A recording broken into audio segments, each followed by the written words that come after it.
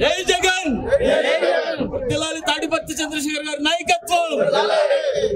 సిద్ధన్నపాలెం నుంచి వడ్డెర సామాజిక వర్గానికి చెందినటువంటి మిత్రులు కొంతమంది మన పార్టీలో చేరడానికి వచ్చారు. వారిని సాదరంగా స్వాగతం పలుకుతూ వడ్డెరలకు జగనన్న చేసినటువంటి మంచిని బట్టి మేలును బట్టి వాళ్ళు ఆకర్షితులై ఈరోజు పార్టీలోకి చేరడానికి ముందుకు వచ్చినటువంటి ఈ యువకుల్ని వారిని పార్టీలోకి ఆహ్వానిస్తూ గతంలో ఎవరో కూడా వడ్డెరలను పట్టించుకున్నటువంటి పరిస్థితి లేదు అనేది ఆ వడ్డెర సామాజిక వర్గం కూడా గుర్తించింది. కాబట్టి ఒక ఎమ్మెల్యే పదవి ఇచ్చి ఎమ్మెల్యేగా ఓడిపోతే మళ్ళీ వారికి ఎమ్మెల్సీ ఇచ్చి ఒక అత్యంత కీలకమైనటువంటి మిర్చి యార్డ్ సంబంధించినటువంటి కార్పొరేషన్ చైర్మన్ పదవి ఇచ్చినటువంటి ఘనత వైఎస్ఆర్ కాంగ్రెస్ పార్టీ ప్రభుత్వానికి చెందుతుంది. కాబట్టి వడ్డెర సామాజిక వర్గం ఒక్కసారి ఆలోచించండి.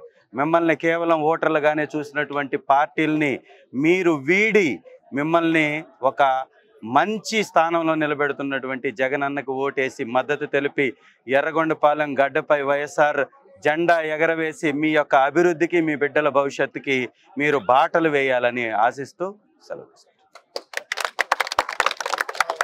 మాది సిద్ధనపాలెం గ్రామం, పుల్లల చెరువు మండలం, ఎర్రగొండపాలెం నియోజకవర్గం.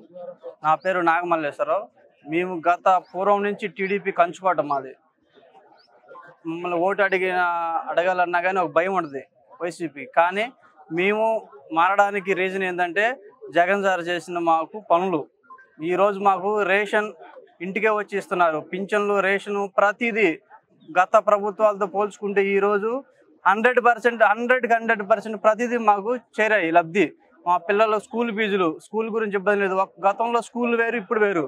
మీరు ఒకసారి మా ఊరు వచ్చి స్కూల్ చూసారంటే మా స్కూల్లో ఉన్న వసతి మా నియోజకవర్గంలో ఉన్న అన్ని నియోజకవర్గాల కంటే చాలా బాగుంది.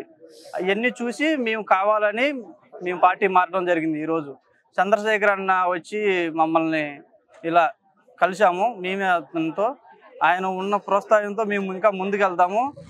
చంద్రశేఖర్ అన్న ఉన్న నాళ్ళు ఇంక ఎప్పటికీ అడుగుజాడల్లోనే ఈ పార్టీ మటుకు వీడేది లేదు. 100% ఈ గ్రామాలలో ఏ మంచి అని చెప్పరైనా మాకు మా గ్రామ పెద్దలు ఉన్నారు. వాళ్ళ సహకారంతోనే మేము ముందుకు వెళ్ళడం జరిగింది.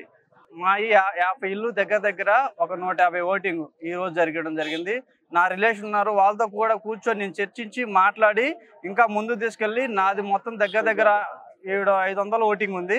వీళ్ళందరినీ మార్చుకునే బాధ్యత నాది. దీనికి మెయిన్ రీజన్ ఏంటంటే మేము మారడానికి కారణం మా వడ్డెరను గుర్తించిన ప్రభుత్వం జగన్ సార్.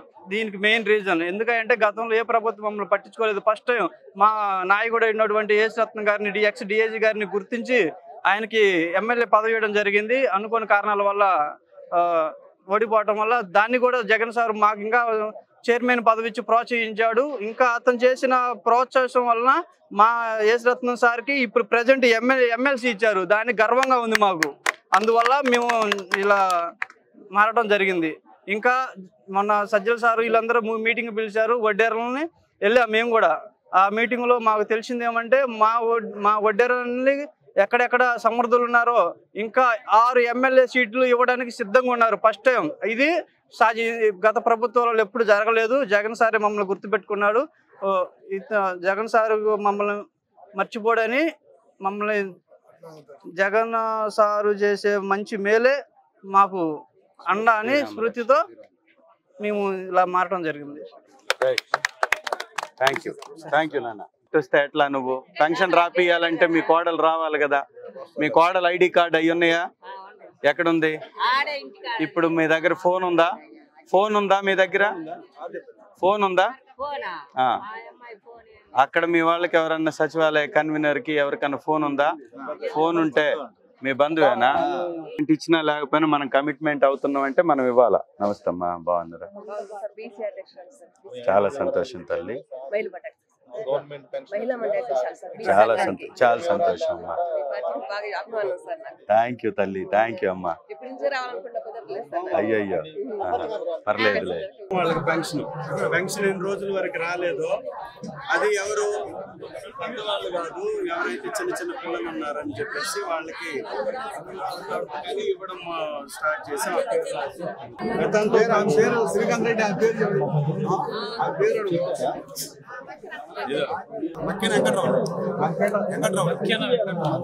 అమ్మా ప్రతి నెల వచ్చి తీసుకెళ్ళాలి. నీకు పెన్షన్ వచ్చేదాకా సరేనా? ఆవిడ వచ్చి ఈసారి నీకు ఇస్తున్నా, నెక్స్ట్ టైం నుంచి తనకే ఇవ్వాలి. సరేనా? మళ్ళీ వేరే